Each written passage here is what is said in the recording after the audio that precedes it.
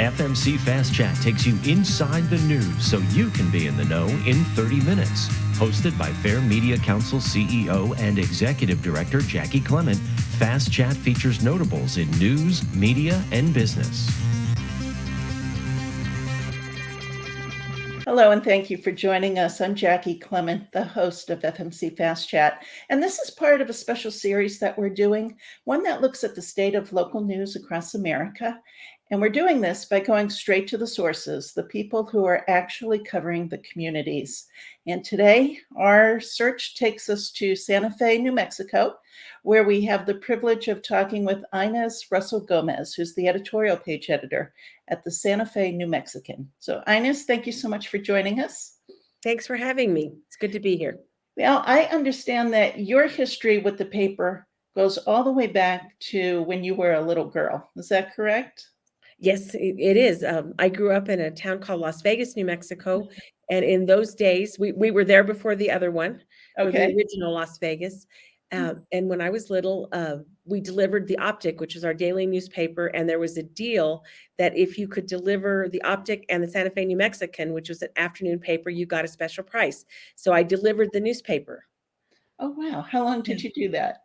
Just a little bit. My brother and I, it was our job. And he convinced me that it was a special reward to take the paper to the last house on the block.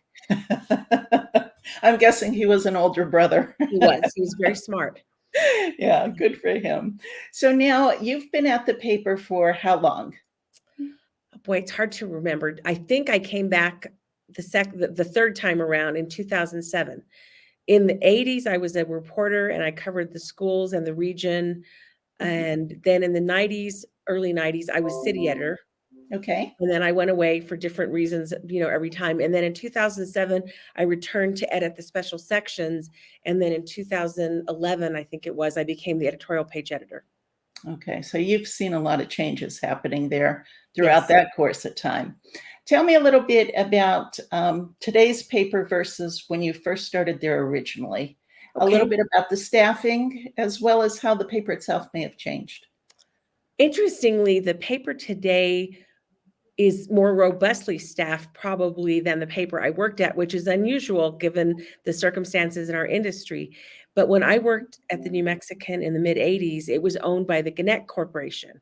Okay. They had bought it for just a slice of time from our owner, Mr. Robert McKinney, who owned the paper for the most part since 1949. And then when he passed away, his daughter Robin inherited it. So Gannett was notorious, rightly so, for keeping, shall we say, a lean staff. And we always would have an opening among one of the 6 reporters, and someone would be lent to USA Today. So there'd really be 2 or 3 openings. Okay. So we were very lean and we worked very, very hard. And then when I came back in the 90s, it was the good times. We were making a lot of money. We had a robust staff. The paper had started expanding coverage again. And then we actually had zoned editions for a time. This was after, I wasn't here at the time, but let's say late 90s, early 2000, we had a Pecos edition, a Pewaukee edition, an El Dorado edition. And now, of course, after the 2008 recession, the loss of classified to all the internet things that have happened, the real estate market, et cetera, we are back to having a fairly lean staff, but I would argue probably bigger than papers 3 times our size. Really? Because we have an independent owner who doesn't use the paper as her piggy bank and who reinvests the profits, and we keep going. We publish a weekly arts and entertainment magazine, which has a staff of about 5 people. We have, I always forget the count, 7 or 8 to 10 reporters, depending on the week or day. We have a copy desk still. We have designers and we have photographers. Okay. And then we also have a digital staff. Got it. Now you are daily. Yes, we are 7 days a week. We have not cut back publication days as many papers across the country have done. Yeah, true. And how do you handle the difference between your daily paper and the website? How do we? That's a good question. We have a digital editor named Henry Lopez, and he has a staff of both marketing people who are selling advertising and also providing marketing abilities to people. Let's say I want to have a website. I can hire the paper to do that for me. Oh. I'm not necessarily advertising on the staff, I mean, on the website, but Mhm. we provide all the services of an in-house agency, basically. And then we have reporters that when a story breaks, they know that it goes on the web as well, and an editor reads it. But we also have a guy who updates the web, who does web stories and photographs kind of thing. So it's kind of a independent, but also melded together. And we all work together to make sure that anything breaking is happening, it's going to be on our website. Yeah. It's interesting that you're still printing every day when others have cut back on the print product. Is there a particular reason? I think there's a reason. Yes, I mean, for one thing, we have a great printing press, and one of the ways the New Mexican is stayed, healthy and robust is that we print almost every newspaper for miles around. We print the Albuquerque Journal, we print the New York Times, we print the weekly papers, we print the University of New Mexico's college paper. Oh, wow. So it's a profit center for us, I would say. Mhm. But I think the owners of the paper and our senior management, way above my level, understand that a daily newspaper is something that people invite into their home. And if you tell them we don't need you, we don't need to be there on Friday or Saturday, Yeah. I think they're going to start saying, well, why do we need you the other days? So Okay. if we're a necessity, we need to be a daily necessity. We also live in a town where a lot of people they like print. Okay. They're aging. They grew up with print newspapers. They used to read 3 or 4 back in the days when there were a million newspapers on every corner, and they like having a print product that they can hold and drink their coffee and not worry about spilling it on their screen. Fair enough. Yeah. Now, when you talk about your reader, okay, Mhm. so they're a little bit older, but give me an idea actually to the geographical area that you cover with the daily paper. So I asked our circulation guy that, and we cover Santa Fe, obviously the city and the county. We go to Los Alamos, to Taos. We still send papers to Las Vegas. So it's a decent, it's an hour's drive, an hour and a half, depending on where we go. Mhm. And we have to look really hard to find people to deliver the paper now because gas has gone up and not a lot of people want to do that job, but we still do it. And we focus mostly on Santa Fe County and Santa Fe City. Mhm. That's part of, having fewer people. But we still, we'll do a story on the little town of, that's not a town, but like a community of El Dorado or Poake or any of the little towns around us. We do stories on them. Okay. And it's different from the days when the paper had like bureaus, let's say in Espanola, which is a big town in our region, or a bureau in Taos, or a stringer in Las Vegas. We used to have actual people in those places. So now it's more either picking it up from our sister paper in Taos, which is owned by Robin also, as well as the New Mexican, or sending somebody out to cover something. Okay. And tell me a little bit about your competition then. What other local news outlets do you have? We have the Albuquerque Journal, which still has some presence in Santa Fe, especially during the legislative session. They cover, obviously they actually have 2 reporters at the State House, and we have 2 reporters at the State House, which I think is pretty unusual today. I don't know why that keeps ringing, but I'm trying to turn it off. Because you're busy. I know, and no one ever calls me either, and I took the phone off the hook. But so the Journal is still a competitor. It's not the competitor it was. They used to have a Journal North section that was zoned for Santa Fe, and that has been folded into the newspaper. Mhm. There's a weekly called the Santa Fe Reporter, which is owned by a company in Oregon. I always call it the Out of State Weekly. Okay. But that's just my little joke. But they're very good alternative paper, and so they're here.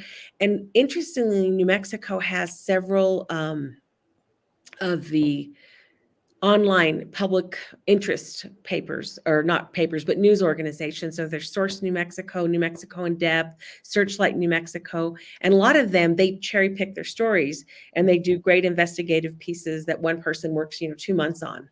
Mm-hmm. And then others are covering more focused, let's say during the wildfires, Search New Mexico, or Source New Mexico did a lot of stories on the burning and interviews with the people. So they kind of take a little niche and they carve it out for themselves. So it's a really robust market in terms of lots of people reporting stories. Yeah. What about when it comes to local radio or TV? TV is from Albuquerque, and they do have Santa Fe people and they cover stories in Santa Fe, but it's basically in Albuquerque. Radio, we have a public radio station also based at University of New Mexico in Albuquerque. We have a local public radio station at our college. And then we have a couple of AM stations that do news reports, or at least have news shows. Okay. So in the afternoon, you can listen to Richard Eads interviewing people, or in the morning, you can listen to Quesuave and they'll be doing stories on local events. Got it. Okay. It actually does sound very robust, especially compared with other places that we've spoken to throughout the country. So why do you suppose Santa Fe is thriving when other places are cutting back so much? I believe there's a couple of things that happened in terms of the economy of the business, in that years ago, someone decided we would do a weekly arts magazine. Okay. And that is it's an excellent publication. It makes money. Mm-hmm. It covers the area in a way that I don't think any paper our size, and most papers 3 or 4 times our size, do. Okay. And that gives us, another way of reaching readers. Mm-hmm. We have a specialty publication rotation through the year that also gives us another way of making money and telling stories that other publications don't have. And beyond that, we've been around since 1849. Mm-hmm. We have people in this town whose families have subscribed to the New Mexican for 3 or 4 or 5 generations. They've read it. They grew up delivering the paper. They worked here. Their grandpa worked here. So there's a connection to the community that I think a lot of people don't have. And then the people who've moved here from other places tend to be readers. They want, as I said, a print publication. Yeah. They also have this belief in the idea of local journalism as important to our civic contract, that we need to understand what's going on in the world so that, citizens can make decisions. Yeah. During the pandemic, when advertising dried up, our readers got together. They called and said, "How can we help?" Really? Yeah. And it was like, well, we need money, of course. And they would band together and they would buy full page and half page and quarter page ads that said, "New Mexican, we support you. We're here for you." Wow. And I don't know that happened many places in the country.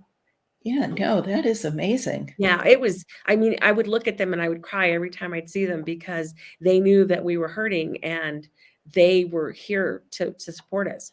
Yeah. So I think we have a really special connection with our readers.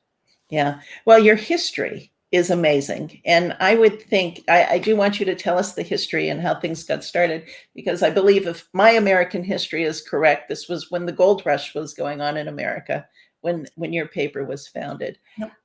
But I would imagine to be able to say you worked there is in itself a claim to fame.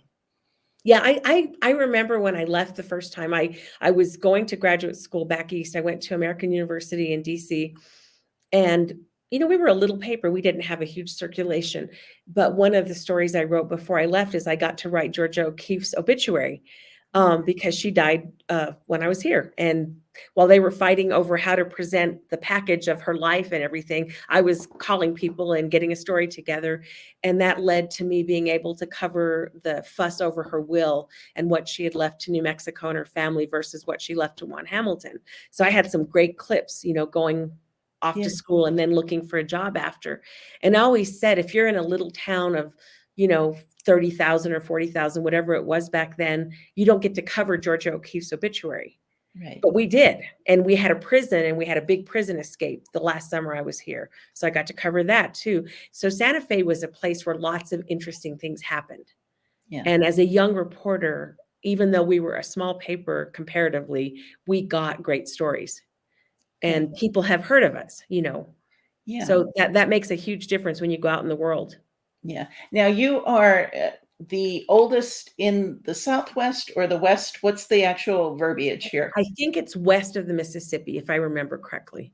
I Okay. think that's right. So we were founded in 1849. And if you take the gold rush aside, that's happening. But what's happening here is that we just had the Mexican War, and the United States basically conquered us. We did not come to the United States, with a petition saying, can we join your great country? We were conquered. Yeah. And that meant we became a territory. Mhm. And the Santa Fe Trail had already been open for like 25 years. Okay. And Americans wanted to trade with the people here, obviously. Mhm. And once the war happened and the Americans took over in terms of the territorial government, you had a huge, robust trading experience with our raw goods going back and their, silks and Yeah. cloth and all that kind of stuff and foodstuffs coming this way. Right. Okay. Now, today's community, in Mhm. every community we talk to, they have particular interests. Like Right. affordable housing is usually a big one. I don't Yep. know how it is there. I know when I did a ride across the country this past summer, the price of gasoline became much more important the further west I went. Yeah. What are the big issues that is always on the mind of the people you serve? Boy, Santa Fe,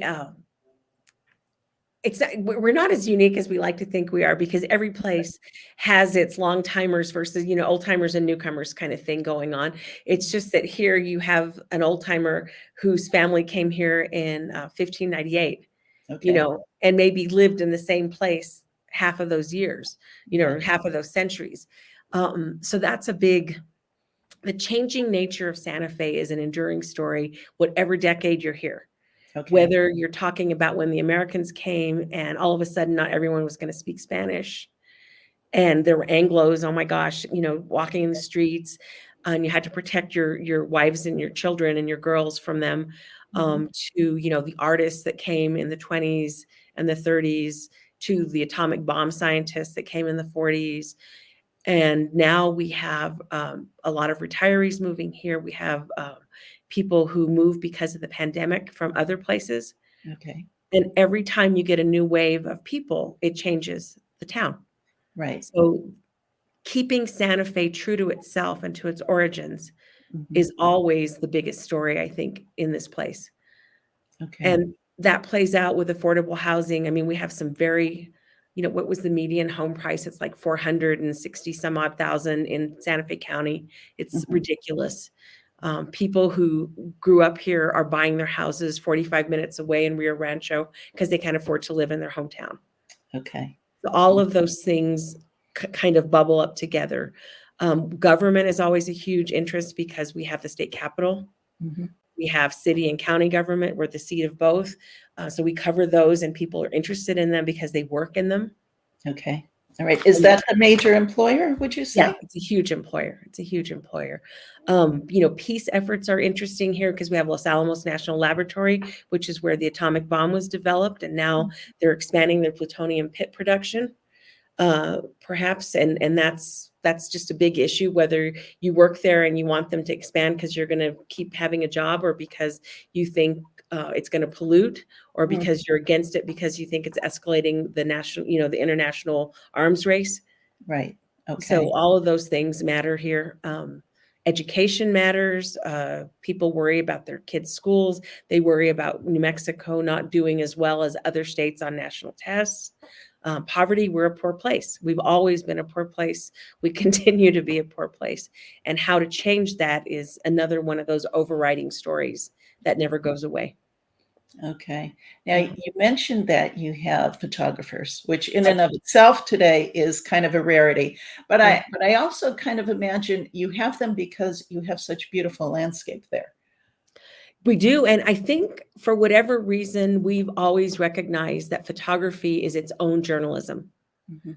It's not just like, oh, let's have a picture to go with the story. They are just as empowered as a reporter to go out and find stories and to tell stories, through pictures.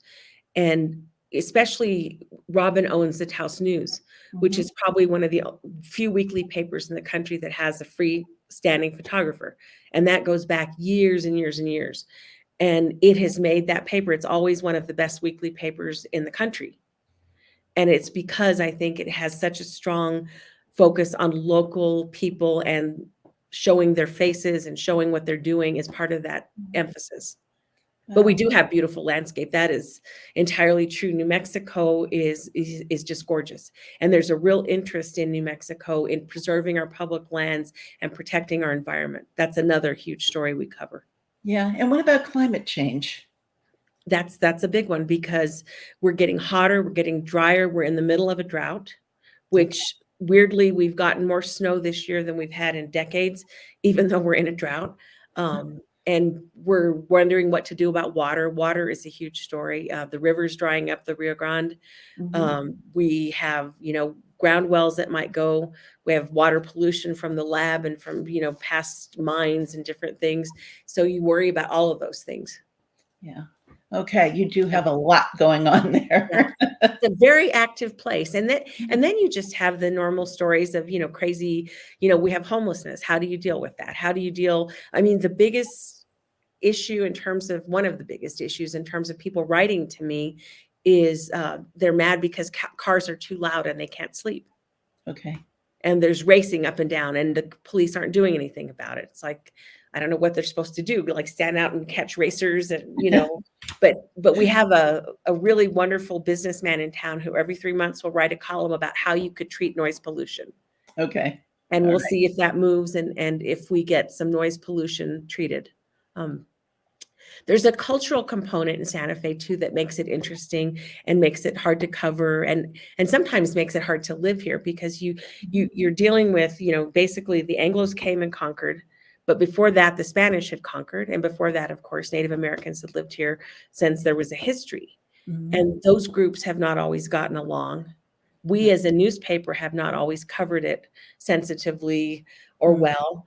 And probably the biggest story of the last few years outside of the pandemic was that in the middle of Santa Fe, there is something called the Soldiers Monument, which is a tribute to Civil War battles in New Mexico. What many people don't know is that there were a couple of really important battles fought in this state against the Confederacy up from Texas that allowed them not to go to California and get gold, which would have kept funding their war. I see. They call it the Gettysburg of the West because it was so important in cutting money off. So in 1868, they erected a monument saying, isn't this a great thing? We did this.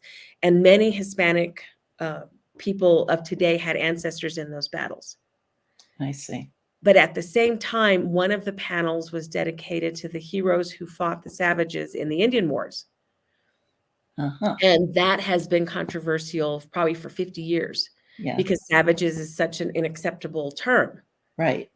And it's even more complicated than that because local Pueblo people fought with Spanish and Anglos against more, not transient, but the Indian, the ones that moved around, the Comanche, the Apache, they didn't live in one place like the Pueblos did. Okay. So they fought against other Indians because they were getting raided all the time as well. So the savage doesn't necessarily refer to them, even though I think today's Pueblo people would say we don't like it and get rid of it. So anyway, in 2020, that was torn down during an Indigenous Peoples Day. Okay. We're in the middle of George Floyd and Black Lives Matter. Yes. Well, that reflected in New Mexico and discussing, what kind of monument should we have and should we pay tribute to Spanish conquistadores or Kit Carson, who was someone who took Indians on the long walk, the Navajo people.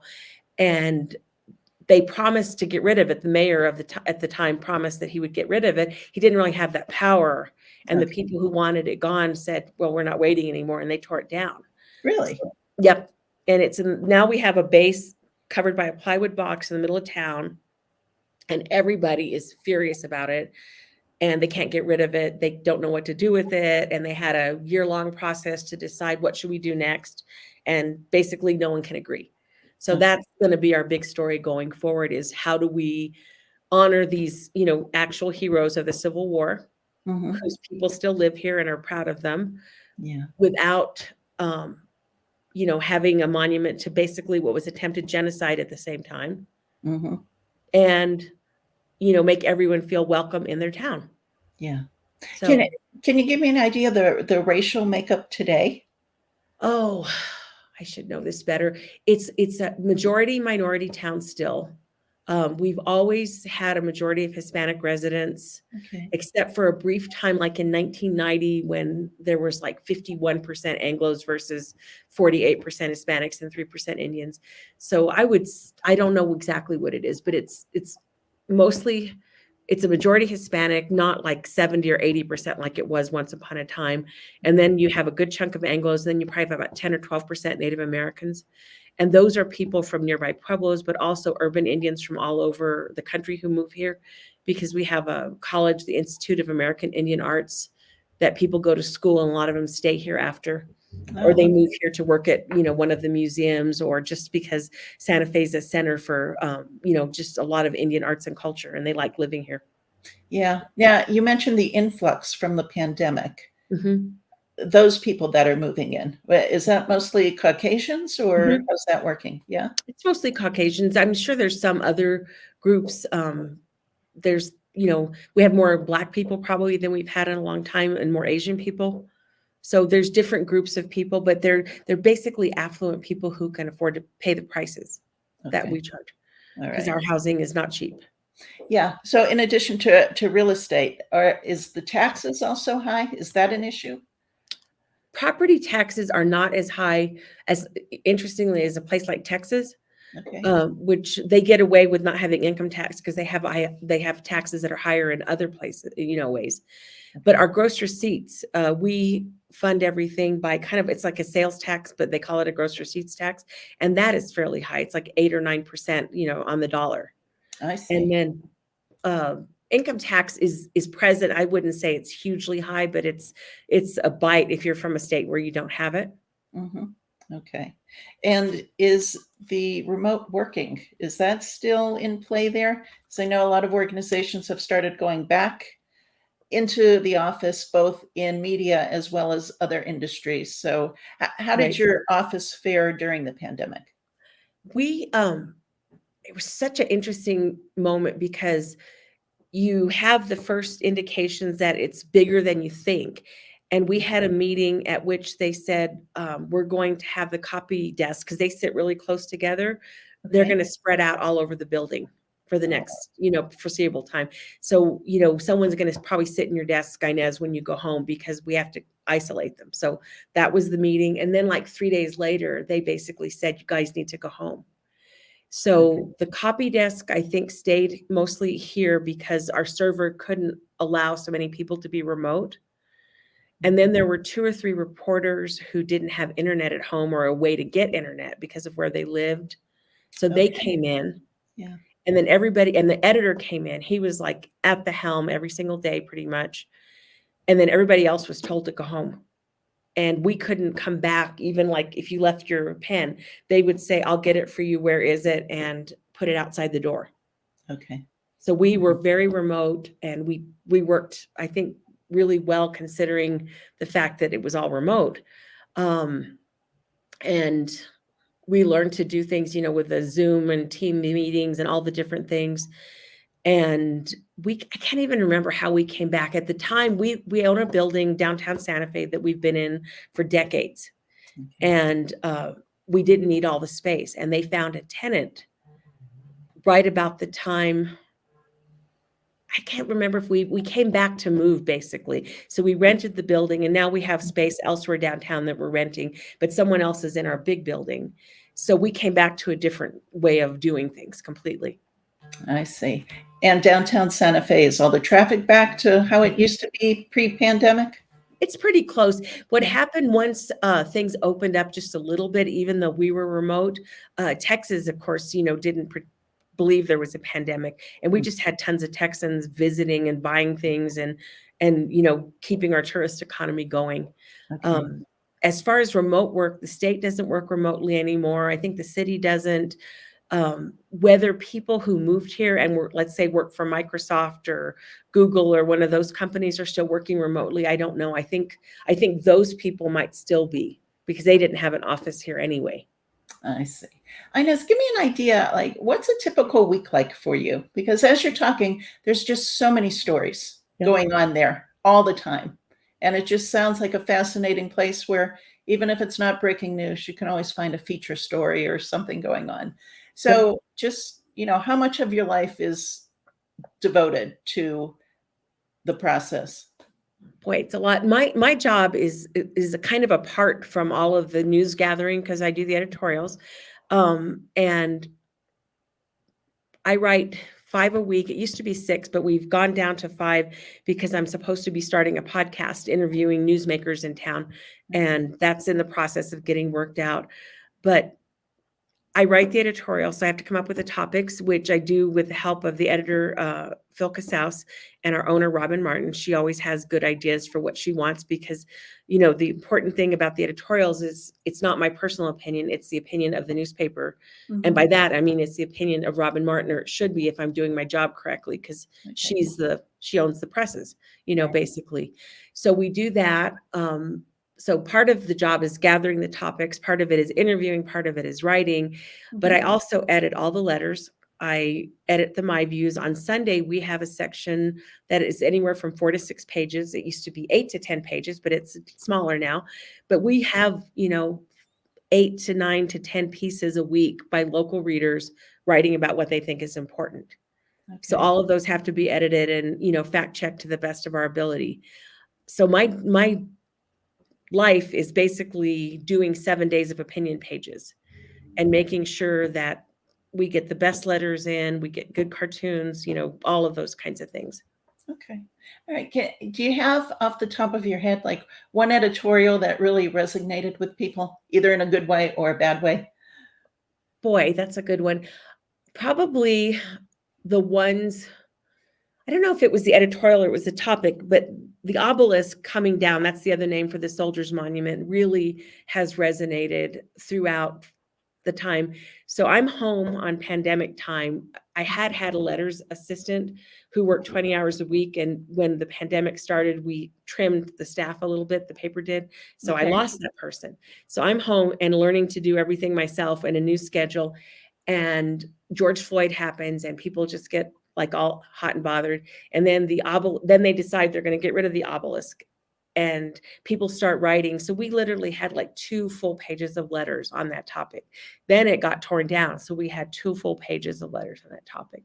And anytime I write about it, people respond to those editorials. And it's a real complicated story because I myself, I'm from a family that came here in 1598, my mother's family, not my dad. So I have roots here. The people who were protesting the obelisk were led by a collective of young women, and one of the young women leaders happens to be my niece and my goddaughter. So I have a complete conflict of interest there, which the paper knows, and I told everybody. I always tell people, here's my many conflicts. My husband is a Pueblo Indian, so I am the mother of a Pueblo boy. So all of those things come together, and then my dad was an Anglo out-of-stater, not from here, just passed through kind of thing. So it is a very complicated story, and you have to reflect all of those points of view while trying to lead the paper, use the paper to lead people to not a resolution, but to some ideas for solutions. Because one of the important things about the editorial page from Robin Martin's perspective is that it's not a place for people to shout at each other. It's a place to seek solutions. That's nice to hear today, especially in the media world that we live in. No, it's huge. And, we write, for years, we would write about ugly weeds, which people would say, that's so small and petty. And it is small and petty, but it's like an indication. If you can't cut your weeds, what other things can you not do in city or state government? Well, they hired more people to cut weeds, and now the parks look nicer. Okay. So those things make a difference. And I always know that people are reading letters because it's not just, my ideas or the paper's ideas, it's the letter writer's ideas. And then like a month later, somebody in government will say, we're going to do X. Well, you can go back and find when it was in the New Mexican as a letter to the editor 6 weeks before. Okay. All right. We actually have to wrap because we're at time, and you've been right. great. Thank you for that. But I do have one more question for you. Yes, ma'am. And it is just basically, why do you do this? Oh, why do I do this? Because I always wanted to. I mean, I was a little girl on 7th Street in Las Vegas with my little the notepads and taking a pencil to ask people around the block, Miss Mays, Lucille at the beauty parlor, what happened today? And I would come back to my mother and tell her the stories. And I actually wasn't able to write then, Okay. but I thought I could. And I just always wanted to be a reporter. And I started working. I was editor of my high school paper, editor of my college paper, and started working when I was 21. And except for a brief stint at Dairy Queen in high school, that's the only job really I've ever had. Got it. Well, good for you. I'm lucky. And, the passion shows and the commitment shows. So I do appreciate you taking the time to be with us today. You're I wish welcome. Thank you for continued having us, success. and thank you for shining a spotlight on local media, because if we don't have it, we'll get more George Santoses elected all across the country. The Fair Media Council is a 501c3 nonprofit organization advocating for quality news and working to create a media-savvy society. For more information about the Fair Media Council and upcoming Fast Chat shows, check out fairmediacouncil.org.